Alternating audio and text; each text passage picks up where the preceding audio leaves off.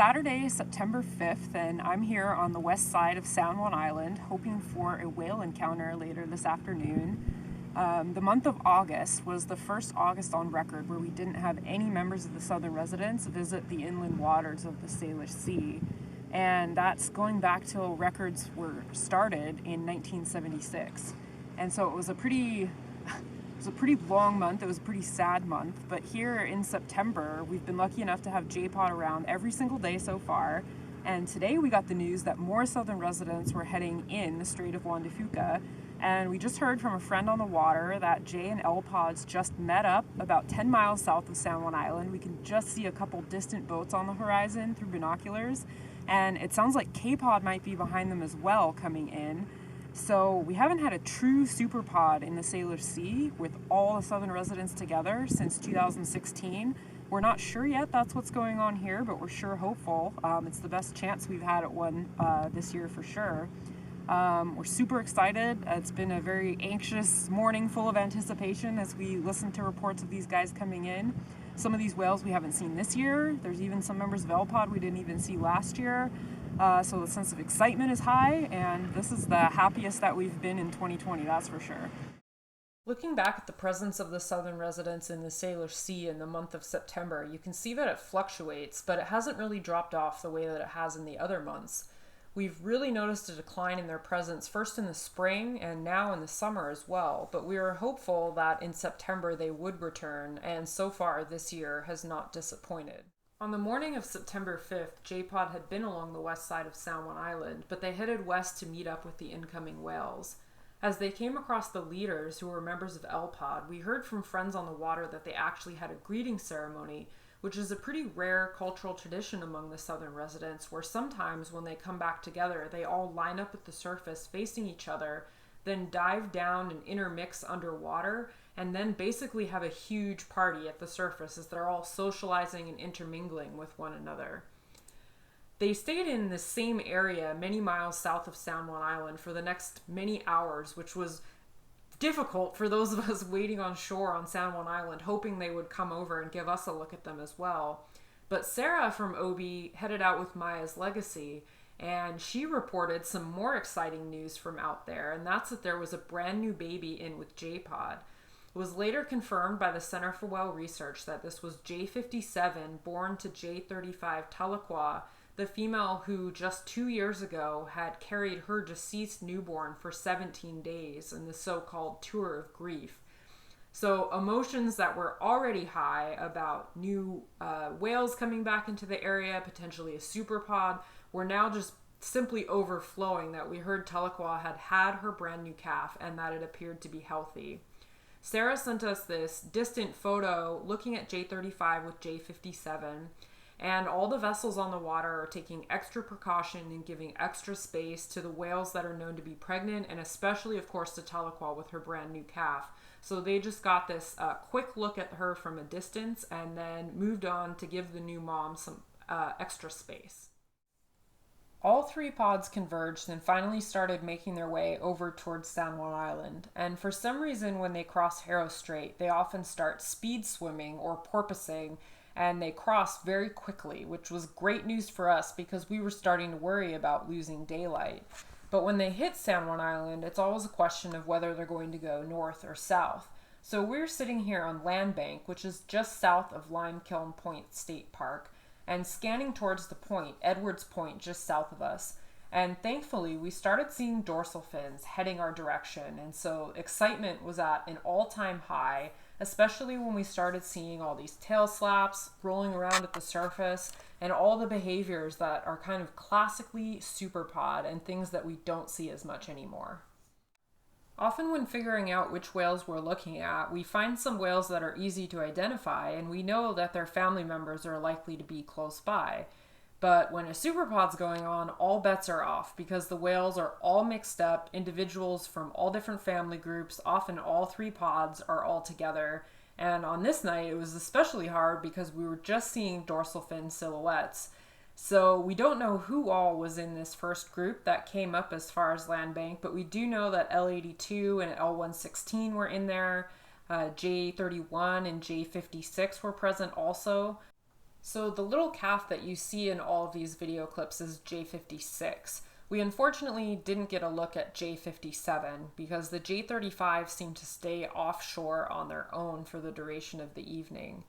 But this first group of about 8 or so whales passed, and another large group was approaching from the south.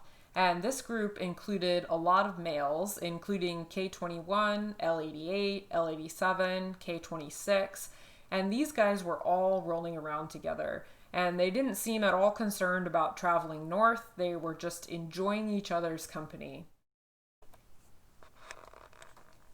While I'm definitely soaking up every moment of this encounter, I'm also taking behavioral data. So in addition to my camera, we've got our hydrophone and recorder, and I've got my clipboard for making notes.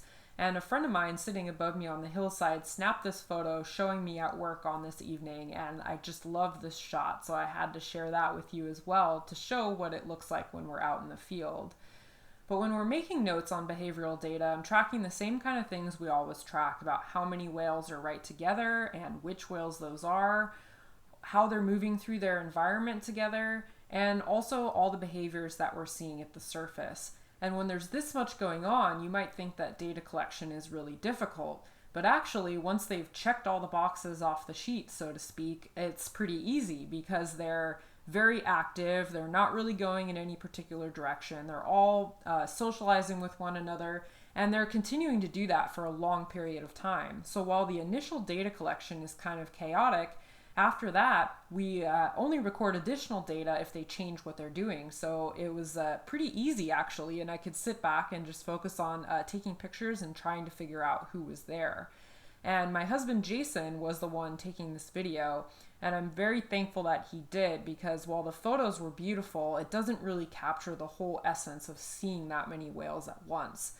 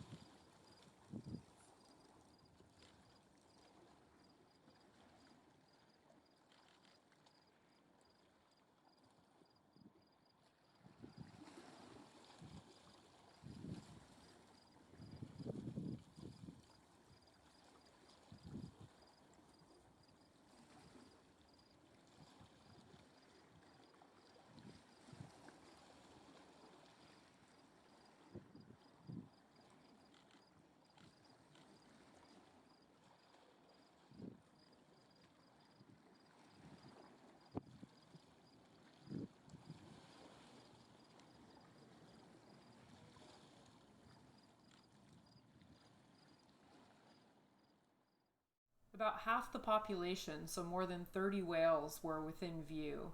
Some were inshore, some were further offshore, but every direction you looked you could see dorsal fins. They didn't quite make it as far north as Limekiln before turning around and milling off of where we were at Land Bank. Then, around sunset, they started making their way slowly back south. The first group that passed by veered in close to shore and were still super active. Unfortunately, they weren't super vocal on the hydrophone, but I included some other vocalizations here from a superpod to give you a sense of what it can sound like underwater when all these whales are socializing together.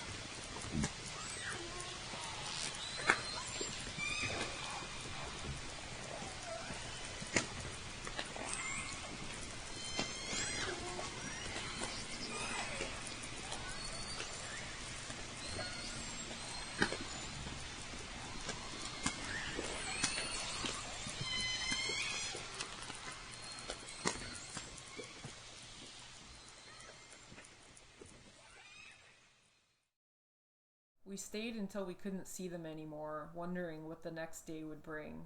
Amazingly, all 73 orcas seemed to disappear overnight, and we had no idea where they ended up the next day. As much as we wanted to see them again, it's also kind of awesome.